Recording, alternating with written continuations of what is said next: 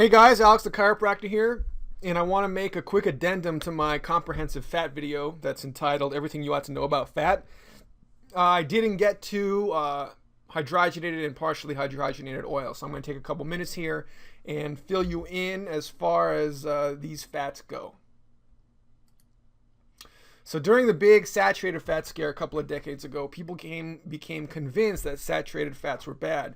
We now know that the saturated fats are not bad, but the source, the animals that have the saturated fats, depending on their diet, they might have other fats which cause inflammation in the body.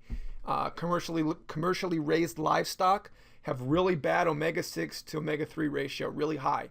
And there's one omega-6 fatty acid that is inflammatory, and it'll cause a raise of LDLs in our body. So commercially raised livestock, it's not the saturated fat that's bad. It's the other fats that are in the animal's body. If you're eating free-range grass-fed cows, they're going to have a very good omega-6 to omega-3 ratio. They're going to have a lot of omega-3s, which are the anti-inflammatory fats, anti-inflammatory fatty acids, which you want to get. So wild boar, grass-fed beef, that's what you want to eat. Commercially raised, stay away from it. But anyway, back then, manufacturers saw the opportunity and began creating an alternative to saturated fats.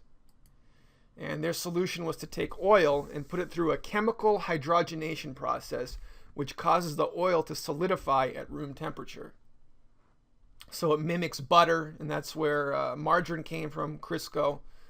And we now know that it was a big mistake, and I'll get to that in just a second. It was especially good for manufacturers because hydrogenating oils extends their shelf life. And their goal was to partially hydrogenate oil. Fully hydrogenated oil is basically saturated fat, and that's what they were trying to create an alternative to.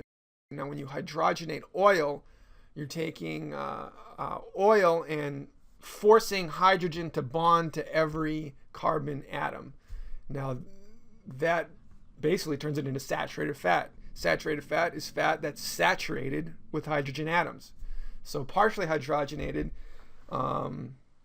still there will be some carbon double bonds, but it changes the molecules, we'll see in a second. Unfortunately, partial hydrogenation creates trans fat as a byproduct. And trans refers to a chemical structural designation. And here we have a monounsaturated fat, when we really don't know because of the ellipses, but right here, this one double bond, monounsaturated. And here it's complete chemical hydrogenation. This is a saturated molecule. Every carbon has the maximum number of hydrogens. Now this one, here's a side effect of hydrogenation. It results in some trans fats, and trans refers to this being flipped right here. This is a cis configuration, this is a trans. It's a organic chemistry thing. And these weird trans fats cause inflammation, increase LDL levels, quote unquote bad cholesterol, and damage arteries. Really, as you will learn in the other video, or if you already watched it, you know that the body raises cholesterol levels in response to some sort of irritant. When your body realizes there's something it doesn't like, it's going to create inflammation, and it'll release LDLs, which bring cholesterol to the body for repair. So that's about it. I just wanted to make this addendum to my other comprehensive fat video. I will include a link to it after this video so you can watch it if you haven't already. There's a ton of good info in there. Make sure you pay attention to it because it gets kind of technical, but it will really benefit you and benefit your health. So please watch it. Anyway, thanks for watching. I'll see you in the next video. Bye.